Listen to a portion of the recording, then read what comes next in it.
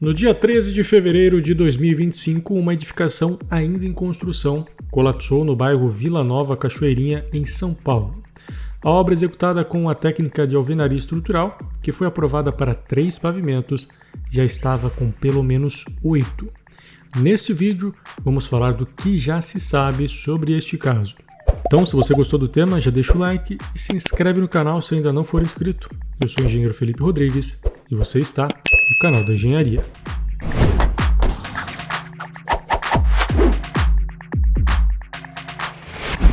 A responsabilidade sobre a construção de uma edificação é algo extremamente sério e é como eu costumo dizer, um médico quando erra, tira a vida de uma pessoa. Se um engenheiro errar, pode tirar dezenas, centenas ou até milhares de vidas. Um edifício de múltiplos pavimentos é um excelente exemplo disso. Imagine você se essa obra tivesse colapsado quando já estivesse ocupada, ou até mesmo se houvessem trabalhadores no momento do desabamento. Isso seria uma verdadeira tragédia. Por sorte, a obra estava paralisada no momento do colapso e não houve vítimas fatais. Somente um morador e um vigilante se feriram, mas nenhum corre risco de vida. A obra tinha um alvará de construção para um edifício de um subsolo mais 3 pavimentos, com 9 apartamentos por andar, totalizando 1.291 metros quadrados. Mas a pergunta que fica é, como uma obra com autorização para apenas 3 pavimentos já contava com pelo menos 8 andares? Nenhum órgão fiscalizador percebeu essa discrepância. Era nitidamente a obra que mais chamava atenção na rua. Nenhum fiscal da prefeitura ou do CREA se deu ao trabalho de checar as informações do alvará com a real situação da obra? A situação ainda piora. Os vizinhos do empreendimento, preocupados com a execução acelerada da obra, entraram com um processo de embargo. Mas acreditem vocês ou não, foi negado pela juíza, pois segundo ela, não foram encontrados indícios de irregularidades na obra que a fizessem apelar pela paralisação. E os 5 pavimentos adicionais não eram indícios suficientes? Após o colapso do edifício, a prefeitura emitiu uma nota onde dizia que a obra estava embargada desde o dia 24 de janeiro. Mas, segundo a apuração da imprensa, esse documento de embargo nunca foi oficialmente emitido. O que a obra tinha era um comunicado de auto de fiscalização, onde a infração foi executar a edificação nova, desvirtuando o alvará de execução expedido pela municipalidade. Esse auto de fiscalização foi emitido quando a obra já estava com 5 andares acima do aprovado, após mais de 6 meses de obra. O que me faz pensar, um caso tão evidente como esse, já se demorou tanto para uma providência ser tomada? Quantas outras obras irregulares não estão sob risco neste exato momento, pela inércia dos órgãos que são pagos para fiscalizar? Eu já vi muitos casos de edificações de múltiplos pavimentos aprovarem para um número maior de andares, mesmo que inicialmente executem menos. Isso para garantir que, caso seja possível ou viável expandir, possam fazer isso primeiramente com segurança, pois os projetos estruturais prevêem um número maior de pavimentos, e para se manter dentro da lei, pois não é proibido você executar um edifício com um número menor de pavimentos do que foi aprovado. Mas nesse caso em específico, os responsáveis pela obra seguiram o caminho completamente oposto. Aprovaram um projeto com apenas 3 pavimentos e executaram mais do que o dobro. E sabe-se lá qual era o número de pavimentos que tinham em mente. Uma completa irresponsabilidade. Como podemos ver, a obra é em alvenaria estrutural, onde as próprias paredes são a estrutura da edificação. Nesse tipo de obra, os blocos precisam ter uma resistência específica para o número de pavimentos que será executado. Se a obra teve o projeto estrutural para apenas 3 pavimentos, a resistência do bloco é obviamente muito menor do que uma obra de 8 pavimentos. Além disso, as fundações, elas foram projetadas para 3 ou para 8 pavimentos. Será que o projeto como um todo foi prevendo esse aumento no número de pavimentos? Essas são apenas algumas das perguntas sem respostas neste momento. Vamos analisar a obra em si. Existem pouquíssimas imagens disponíveis na internet, mas nessas imagens podemos extrair algumas informações importantes.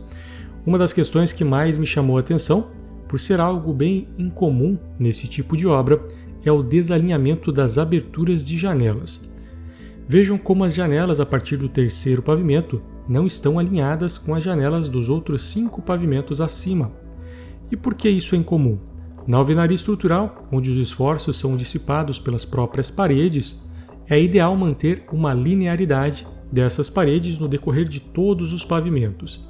Se nos pavimentos inferiores eu tenho uma abertura de janela abaixo de diversos pavimentos, onde eu tenho uma parede, cria-se ali uma mudança de dissipação de tensões, aumentando muito os esforços na estrutura. O fato dessa mudança no alinhamento ocorrer a partir do 3º pavimento pode indicar a falta de um projeto a ser seguido, afinal, eles tinham um projeto para apenas 3 pavimentos. O vídeo do desabamento é possível observar que a estrutura colapsa a partir da base, provavelmente devido à ruptura dos blocos do pavimento térreo, que nesse caso eram responsáveis por receber a carga de todos os pavimentos acima. No vídeo é possível observar também que o colapso acontece inicialmente na parte frontal da edificação.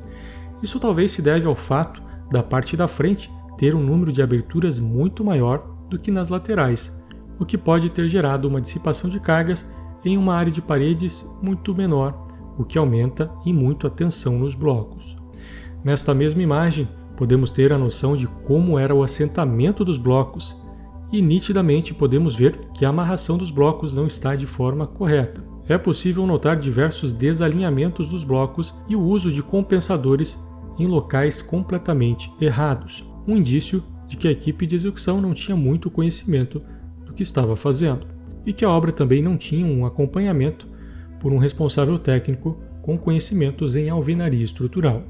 Já nas imagens do pós-colapso, se fosse uma obra dimensionada de forma correta, teríamos que ver painéis maiores de alvenaria, mas o que vemos são muitos tijolos soltos e quase nenhuma armadura. Apesar de na alvenaria estrutural a armadura não ter um papel estritamente estrutural, ela faz o papel de consolidar os painéis das paredes, fazendo com que elas trabalhem em conjunto. E pelo menos nessas imagens é bem difícil identificar essas armaduras. Como sabemos, um colapso como esse não acontece por conta de apenas um erro, e sim uma sucessão de problemas que no final resultam em um colapso total. Por sorte, esse acontecimento não foi uma tragédia muito maior, ficando apenas nas perdas materiais, pois poderia ter sido muito, mas muito pior. Projetar estruturas é algo que envolve uma responsabilidade enorme e é necessário que você, engenheiro, saiba exatamente o que está fazendo. Por isso, para você que é engenheiro e deseja trabalhar com estruturas, eu tenho um convite para te fazer. No dia 25 de fevereiro, nós vamos ter o lançamento da nossa 5ª turma do maior e melhor curso de pós-graduação na área de engenharia de estruturas do Brasil, onde você vai aprender de forma plena a dimensionar estruturas não somente com alvenaria estrutural, como concreto armado, concreto protendido, concreto pré-moldado, estrutura metálica, steel frame e muito mais.